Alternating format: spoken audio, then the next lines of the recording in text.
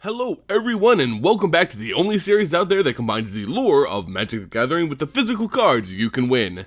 I'm Simon and this is Friday Night Lore.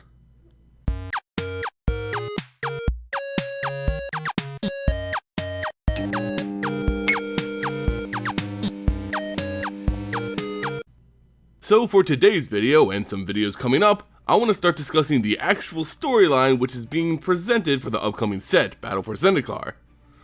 Now, these stories which have recently been posted on Uncharted Realms may not be the direct storyline for the set, but it appears to be showing the events leading up to the Battle for Zendikar.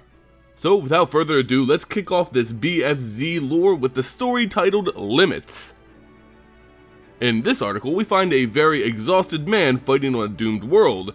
The man is so caught up in what he should do in the service of others that he hardly has time to think of what he needs to do, and right now, he needs to rest. But this man has little time to rest or to ponder such notions, for he is Gideon, and the plane of Zendikar is in need of his heroism. Although he's dehydrated, bruised, battered, bloody, and running on empty, Gideon continues his seemingly futile campaign against the Eldrazi who threaten all life on Zendikar. He fights as if he has no limits, and while his white magic protects him from most serious injuries, the continued bombardment of the Eldrazi spawn is beginning to take its toll on his body. There always seems to be just one more colorless monstrosity poking its head over the horizon. The rest he gets between fights is short-lived, for another of Ulamog's disgusting kin approaches and Gideon readies himself once again. This fight can't last long, Gideon just doesn't have the strength for a prolonged battle. Using his iconic whip-like weapon called a Surl, he rips at the flesh of the attacking Eldrazi. While Gideon has become sloppy with his weakened state, allowing the monster to land a blocked blow to his ribcage, he quickly adjusts himself and his tactics. He uses his surroundings to aid him in the fight, as he notices one of Zendikar's large Hedrons had crashed to the ground beside him. Gideon has no clue what these things are or what their purpose may be. All he knows is that the Eldrazi seem to be attracted to them, like a moth to a source of light. During the battle, he had no time for such deep thought. All he knew right there and then is that the broken Hedron trunks were heavy and sharp. He pulled his whip back and with unbelievable strength and precision, he twitched his elbow and the bladed ends of his Surl lifted a serrated piece of the Hedron and drove it deep into the Eldrazi's featureless head, killing it instantly. Finally, another moment to rest, but this moment was interrupted by the sounds of shouts. Luckily, not from an Eldrazi this time, but by a friend. A core commander by the name of Munda, who had become close to the planeswalker during their time on Zendikar. He was a strong leader and a skilled slayer of Eldrazi. He used ropes and grappling hooks. Gideon liked him immediately. Munda was leading his company, a ragtag group of fighters made up by humans, elves, and even goblins who were looking to fight off the Eldrazi. Ah yes, the Eldrazi, one of the biggest threats to the multiverse, a threat that Gideon had personally pledged his life to end. But they weren't the only injustice Gideon has sought to correct in his life. There was another world which needed his service, the plane of Ravnica. While Gideon was out looking for planeswalkers to aid him in his fight against the Eldrazi, Gideon traveled to the world of Ravnica. There, he found that the city of guilds was a powder keg ready to explode, taking the lives of the innocent known as the Gateless, who only wanted to live their lives without interference from the guilds. Gideon had sworn to protect these people, just as he had sworn to protect Zendikar. He found a place among the Boros Legion, a guild which shared similar values to his own. In this guild, he had the power to hopefully skew the increasing rates of harmful attacks on the citizenry. Upon returning to Ravnica from Zendikar, Gideon was on a completely different type of mission. There were no huge monsters for Gideon to slay, rather, this was a world beset by squabbling leaders and powerful gang bosses. And this time, Gideon was facing a goblin gang war which threatened the lives of those caught in the middle. Goblins are a troublesome bunch on Ravnica, their greed mixed with pride to form some of the worst gangs on the plane. They were always involved in some kind of illegal activity, but no gangs were worse than those run by the crime lord known as Kranko. He was a ruthless goblin gang lord whose temperament was only matched by his breath. And when things didn't go his way, he got a little stabby. It was Kranko's business which started this war, a war between a rival goblin gang known as the Shattergang Brothers. The Shattergang is a group of high-value weapon traders in Ravnica, specializing in explosives naturally. But these two gangs could no longer do business together or even live in the same world together when Krenko murdered the youngest Shatter Gang brother after a failed deal. The Shatter Gang sent Krenko and the world a powerful message: you take out one of ours, we'll take out all of yours, as explosives rocked the city at every Node Krenko warehouse, taking many innocent lives with them. The flames of war needed to be stopped, and of course, Gideon put it on his shoulders to do so. Gideon tracked the mob boss to his favorite restaurant. Although he was surrounded by guards, he made quick work in capturing Krenko and bringing him back to the Boros Legion. Gideon was again sloppy, however, allowing himself to be stabbed twice in the leg by Krenko's shiv, a fact the goblin loved to point out. While they were sending him back to be imprisoned for his crimes, another message was sent by the Shadow Gang brothers. They didn't want anyone other than themselves to mete out justice to Krenko. Surrender him over to the gang or face complete obliteration. A simple message, but one Gideon didn't take lightly. Yet the Shatter Gang gave Gideon 24 hours to decide on what to do, enough time to return to Zendikar and aid his friend Munda in whatever Eldrazi killing he was currently doing. With returning to Zendikar, Gideon discovered that the elvish region known as Bala Jed had been completely destroyed, and that Munda and his men were waiting to receive the refugees at the coast. They were retreating from their homes to the stronghold known as Seagate. Gideon was charged with protecting these refugees as they made landfall, and stopping or slowing the approach of any Eldrazi who came after them. Simple enough, although simple is a relative term when referring to the Eldrazi. As the elves made landfall, it was clear that the horde of Eldrazi had come with them.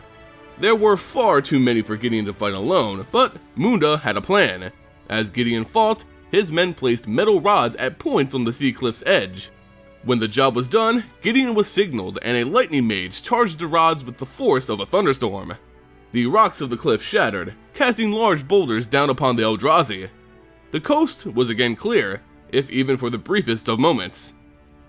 With that moment, Gideon went back to finish the job on Ravnica. It's about 4 or was it 5 days since he last slept, and it was beginning to take its toll on his mind. He started to make rash decisions, such as marching into the Shatter Gang's headquarters alone. The leader of the group, a goblin named Rickig, seemed to be waiting for Gideon. He was strapped in explosives and wearing a fire-resistant suit of armor. Gideon at this point was fed up with these games. Between the Eldrazi and the suffering people of Ravnica, he had no time for such nonsense with goblins. With a quick kick, Gideon smashed in Rickig's armor and completely immobilized him. Although it was ultimately a bad decision, for it caused the goblin to drop a volatile mixture, resulting in an explosion. In the fire, Gideon had to save as many lives as possible, even if they were the lives of criminals. In his efforts, however, Rickig managed to escape, meaning the chance to end this war escaped with him. His friends in the Boros Legion showed up to help in the rescue efforts, and he even offered him their assistance in recapturing the gang leader, help which Gideon sorely needed at this point. With the area and Ravnica in good hands, Gideon traveled back to Zendikar to continue his fight against the Eldrazi. When he arrived again, he was a little later than he expected. The Seagate was already under siege by the Eldrazi. Gideon did what he could in the city's defense, but all appeared lost. He had little fight left in him, and certainly his valiant stand would result in the loss of life of everyone in the city. It was a lost cause, and so the signal to evacuate rang. As Gideon fended off what monstrosities he could, he heard the screams of a woman in trouble. He rushed and found a merfolk with another female in full battle armor, already dead. The merfolk explained that she was her guide, and that the dead woman was in fact a researcher who specialized in the Hedrons of Zendikar. The merfolk stated that this woman was on the cusp of a breakthrough, one which could turn the tide in the battle against the Eldrazi. Only one hint was left with the dying woman's work. It was something called the Puzzle of the Ley Lines. This of course meant nothing to Gideon, but that didn't mean it wasn't valuable. Gideon sensed that this was something that could alter the fate of this world, and he treated this information as if it were the key to ending the Eldrazi. Although the Seagate was lost, Gideon had a new weapon. This clue was worthless in almost anyone else's hands, but Gideon was a planeswalker, and he just so happened to know someone who was great with puzzles. A planeswalker he knew as Jace Belleron, the living guild pact on Ravnica. It was his job to solve the problems of all these arguing political powers. If anyone could figure this out, it was sure to be him. He took this information directly to the steps of the guild pack. Up until now, he was never able to book a meeting with the overworked planeswalker. But now it was different. There would be no booking, no senseless bureaucracy. This was the fate of an entire world he was dealing with. But the weight of that responsibility eventually got the best of Gideon. After taking a single step towards Jace's office, he collapsed and passed out. And with that, we conclude the first actual lore for the Battle for Zendikar. As we can see, the writers are setting up for the set to be introducing the characters and formulating how they'll get involved in Zendikar. And that does it for this episode, but don't worry, there's plenty of Zendikar lore to come in the future. Since this story was so focused on Gideon Jorah, I figured it would be best to give away his new card from Magic Origins. So for this week's FNL, the prize will be this copy of Kithian Iora / Gideon Jorah. Now I have to note here guys that this is in fact the same copy from my tragic story video. He has had water spilt on him and there is slight water damage. The damage is mostly on the edges of the card and all the text is still 100% legible. It may not be in the best condition, but he still needs someone willing to play him, so please don't shun him just because he's a little banged up. To enter for your chance to win this card, all you have to do is subscribe to this channel and leave a comment on this video. At the end of the week, I'll use a random number generator to select a comment and announce the winner at the end of next week's Friday Night Lore episode, so stay tuned to see if you've won. With the end of this week's FNL, let's unveil the winner of last week's giveaway.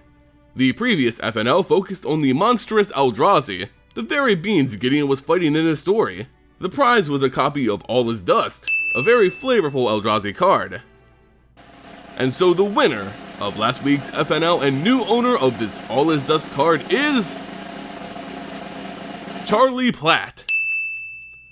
Congratulations to the YouTube user Charlie Platt. If you could, please check your messages on YouTube. There you should find a message from me containing all the info I need to send you this card. If you can't find my message there, try checking your spam because it could have ended up there. Well, that does it for this week's Friday Night Lore. If you enjoyed the video and want to see more in the future, please support this by liking, sharing the video, and subscribing. It really goes a long way. Another way you can support this channel is by visiting my sponsors at ABU Games. ABU Games is one of the leading online Magic stores and can serve all your MTG needs from booster boxes to specific singles. FNL and all my giveaways are brought to you directly by abugames.com. They're an amazing site and I recommend you guys checking them out. As always guys, thank you all so much for watching and I'll see you next time.